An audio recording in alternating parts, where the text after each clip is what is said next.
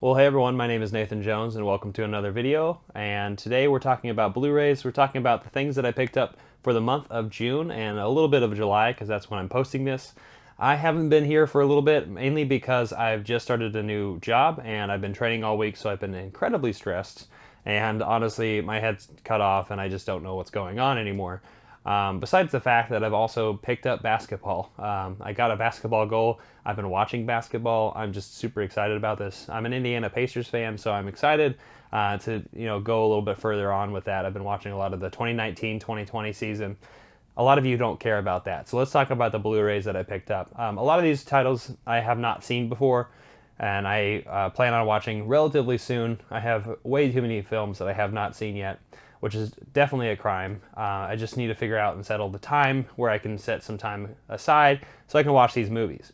A lot of you know that I've also been doing a recent thing called Junesploitation from F This Movie. I just finished all that. That was an exciting month. So I pretty much had a task every single day for a different theme that I checked out, a different film. And so that was really fun. So let's just delve right into the movies that I picked up.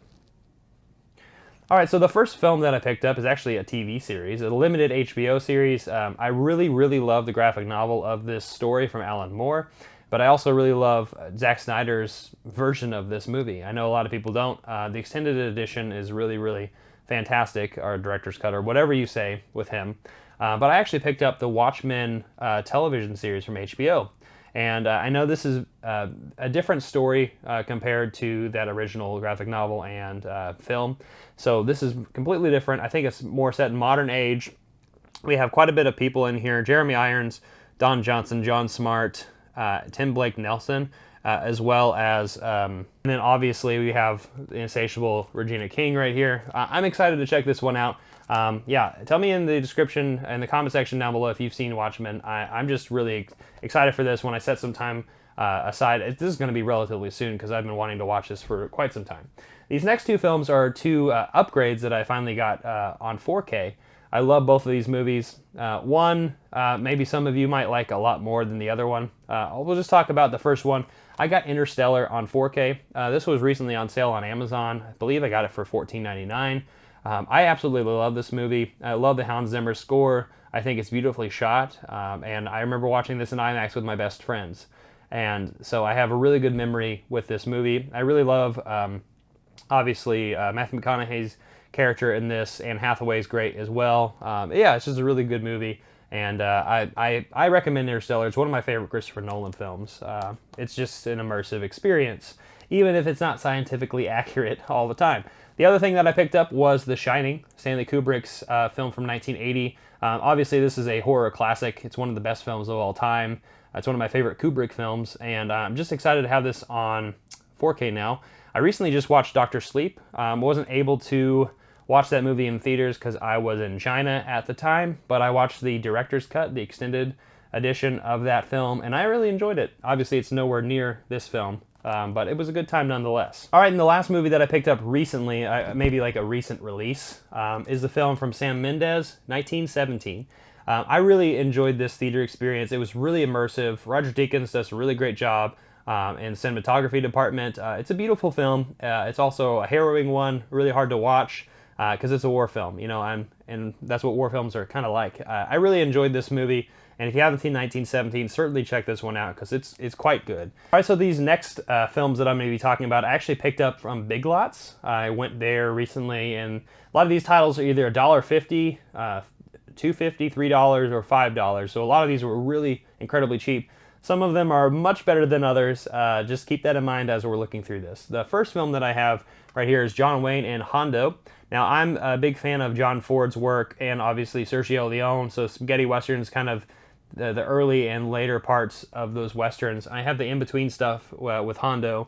Yeah, I haven't seen this one. This is from 1953, so right before all the Italian spaghetti westerns kind of became a thing. But yeah, I'm excited to check out Hondo, and more or less excited to check out more John Wayne, even though it's not super my thing, but we'll see about that. These next 5 films are actually a series that I just have not had the chance or really mindset to watch these, and I'm excited to check them out now because I've seen all of the recent editions of this film series. There's 3 new movies in the last decade that I really enjoyed.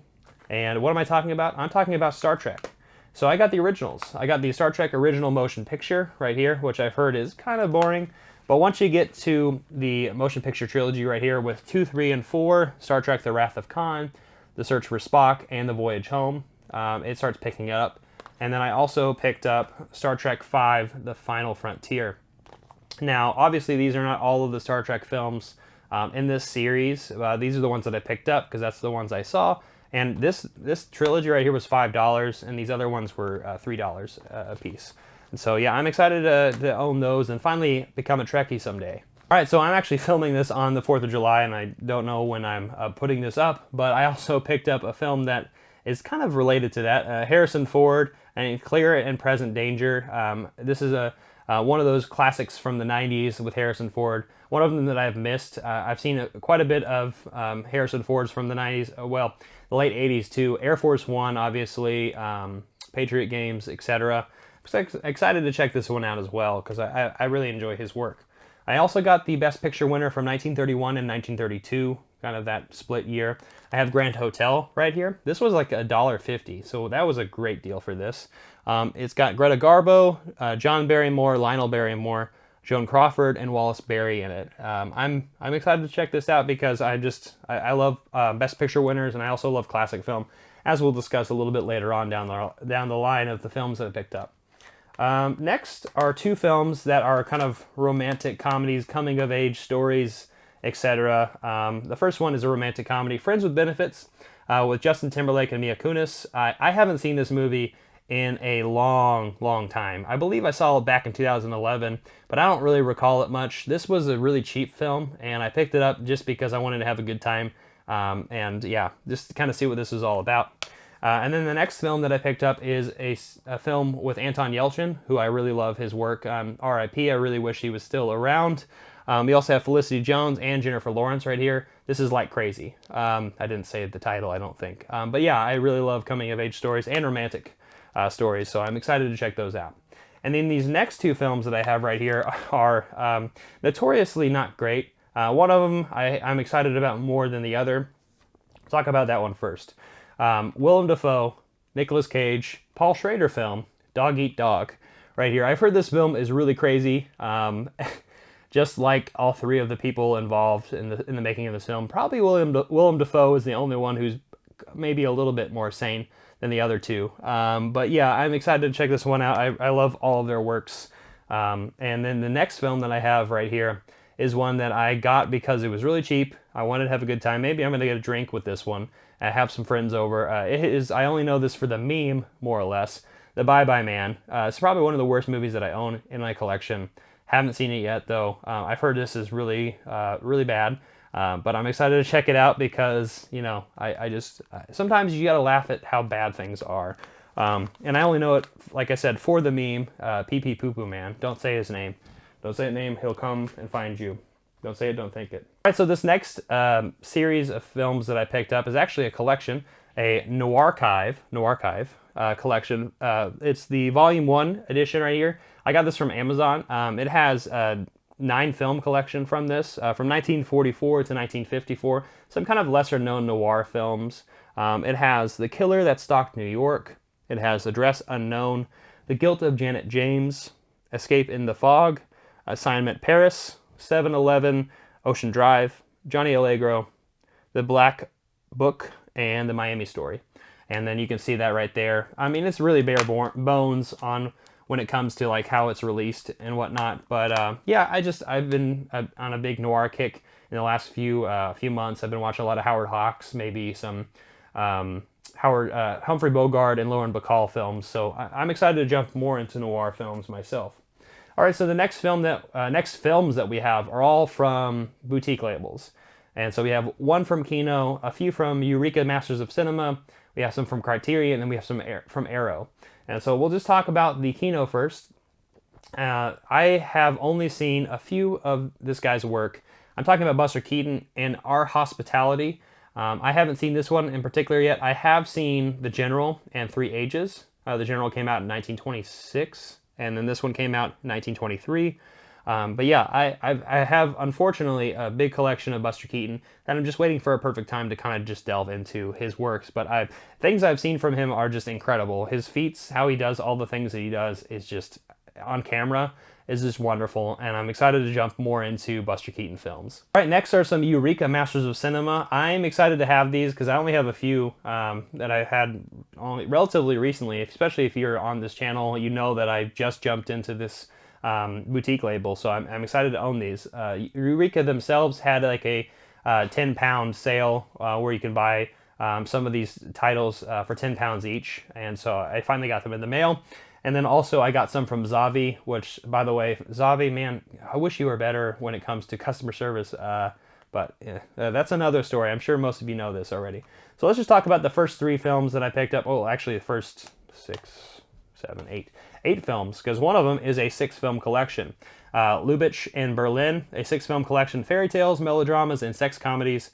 I'll just tell you the English names. It's Germany. It's a German director or actor. My apologies. I Don't Want to Be a Man from 1918, The Doll from 1919, The Oyster Princess from 1919, Sumarun from 1920, Anna Boleyn from 1920, and The Mountain Cat from 1921. Excited to check those out, some classic films. And speaking of classic films, I also got a D.W. Griffith's Intolerance right here from 1916. That's spine number 99. I didn't say spine numbers. 175 through 180 were that Lubitsch in Berlin. And then the last thing I got from that Eureka sale is F.W. Murnau's Faust. This one came out in 1926, another German film, and this is spine number 78. So I'm excited to check out these kind of classic films right here. And then these next two, actually, I'll continue with the classic films. The one that I picked up from Zavi, one of them is Der Golem. So from 1920, this is the film, the German film that I know there was one before this one, but that is not complete. It's kind of a little bit ruined, and I know there's a few after this one. But this is spine number 213. I'm really excited to check out this film. I've heard really great things. I remember reading about it in so many textbooks and seeing just that German expressionism put into a character here. Yeah, so Der Golem right here. I'm not going to say the rest of this. How he came to into the world. This is like the second Golem film, I want to say. And I think it has an incomplete version that comes with the original, the Golem. Yeah, so yeah, I'm excited to check that out. And then the next one is a Japanese film, a recent one, I think from 2007. Yeah, 2007. It's a Japanese film, The Morning Forest. And this one I actually got, unfortunately, separately in a different package. I don't know why Zavi didn't put it together. But anyway, spine number 169. I've heard really good things about this one. I heard it's a challenging watch, but also a patient one if you give credit where credit's due. It's directed by, I'm probably going to incorrectly say this, Naomi Kawase. And so, yeah, I'm excited. I said excited way too much. All right, so these next films are all Criterion. I got them from a lot of different sources. One from like a Facebook group, a few from Criterion themselves, and then also there is a vintage stock in town that has recently just had a sale. So I got these all separately. Some of them I got, it's like a buy two, get one free sale. Some of them were 30% off, etc. Some of them, like I said, were about $20 a piece. So the first one that I picked up was Rita Hayworth as Gilda, right here, and directed by Charles Vidor in 1946. This is spine number 795, and I love that spine so much. I love that bright pink. I'm very excited about this one. Yeah, said excited, way too much. Next we have Otto Preminger's Anatomy of a Murderer from 1959. I've always remembered this cover, and this is spine number 600. So there's that one. We also have a De Palma film, one that I've had on my radar for far too long. It's actually a re-release because it's been on DVD before in the past, but now it's on Blu-ray, and it is Sisters. And so I've liked everything that I've seen from De Palma so far. Blowout being the one that I've enjoyed the most from 1973. Real quick, from here is spine number 89. Next is a film that came out relatively recently from Criterion. It's one that's got a little bit of controversy attached to it. I know that Daisuke Beppu and Elliot Cohen have said that this is actually a pretty good film, regardless of all the the critics, the hate that some of the people have put on this. It's a film by Barbra Streisand, The Prince of Tides, and this came out in 1991. It's my number 1022. I've heard some decent things about that film. Next, I have a film by Michael Lee, and I know that Elliot Cohen really likes that director. I haven't seen really any of this work, but I have Topsy Turvy right here. It's by number 558. This came out in 1999. It's a massive film, too. It's 160 minutes, so it's about 3 hours long. And then I have two Italian films to show you real quick. I have Gamora, directed by Matteo Garrone, and this came out in 2008. It's spy number 493. I've always remembered that cover. I guess it's a gangster type film. And then I have Michelangelo Antonioni's, I cannot spell, or I cannot speak. From 1964, we have Red Desert. This is from spy number 522. This film kind of just showcases that Italian new wave a little bit. And then I have a Finnish director who directed a French film, Le Havre. I hope I said that correctly. Aki Kaurismäki, right here. And this is from 2011. I've heard some really funny things about this movie, and so I'm excited about it. And yeah, so those are some of the Criterions that I picked up. That's spine number 619. Those right there, really beautiful spine covers. And so yeah, those are my Criterions that I picked up. Speaking of Criterion, I cannot wait for July 10th when I go to Barnes & Noble and pick up quite a bit more. Hopefully ones that I've seen in the past. And then these next set of films are all Arrow. Arrow Video, Arrow Academy. I got several ones from different ones here. So yeah, I'll just start with Arrow Video. I've been watching a lot of vampire films recently. I've watched a lot of the Christopher Lee Hammer horror Dracula, so I had to pick these up. I got the Bloodthirsty Trilogy right here. Those are the alternate covers for this release. This is like the original 3 posters for these films, these Japanese vampire films. We have, let's see, right here. You have the alternate cover right here, and it's really cool. The Vampire Doll, The Lake of Dracula, and Evil of Dracula. Bloodthirsty Trilogy. I've been really sinking my fangs lately into a lot of these films, and yeah, anything vampire related I'm probably going to be interested in at the current moment. So I got the Bloodthirsty Trilogy. It was on sale from Arrow Video. They had their own sale going on, and yeah, I picked this one up. I also picked up from the sale one of my favorite directors of all time. You can see right there the Before Trilogy. You can see where I'm going. I got Richard Linklater's Waking Life, and this movie came out in 2001. I've heard and seen clips from this movie, and I've always wanted to see it. For some reason in my mind, I never thought it had a Blu-ray release. Maybe because, I mean, this is a Region A actually as well, so that's really cool. But for some reason, I never thought this existed. I'm really happy it does. And so, Waking Life, I'm gonna go in completely blind, just knowing that I love Linklater and I love all the actors and actresses that he's always put in his films. And so, yeah, I'm excited about that. All right, these next 3 films are films that I picked up from Family Video. They were having a sale, and so I picked these up. I got another Hirokazu Koreeda film. A recent one, actually, from 2011, I want to say. 2017, wow, I don't know why I said that. The Third Murder, and yeah, I've heard good things about this. I love Koreeda, so I have to check that one out. This next one is actually one of my favorite French directors. He's done Les Diaboliques, and he's also done The Wages of Fear, which are 2 amazing films, some of my favorite films of all time. So I had to pick up Inferno right here, Henry Georges Clouzot's Inferno. I had to pick that one up. And then the last thing that I picked up, and I'm going to butcher this one, it's an Iranian director. I've really, really enjoyed Kiarostami's work, and so I had to get Mohsen Makhmalbaf, the Poetic Trilogy right here. This is a beautiful cover. This has Gabe, The Silence, and The Gardener. And the close up, the film by Kiarostami, it's about this director who got impersonated in real life. So that's really crazy. But yeah, I'm just I got some more Arrow, and Arrow is another recent acquisition of mine, not just because of Eureka. So a lot of these maybe UK labels, I'm happy to have finally in my collection. All right, so that's all of the Blu-rays that I picked up for the month of June and a little bit of early July. I hope you enjoyed the video. What did you pick up during that month? I want to hear down in the comment section down below. If you enjoyed this video, give me a comment and like this video. Don't forget to share it, hit that notification bell, and I'll see you next time. I'm not jonesing around.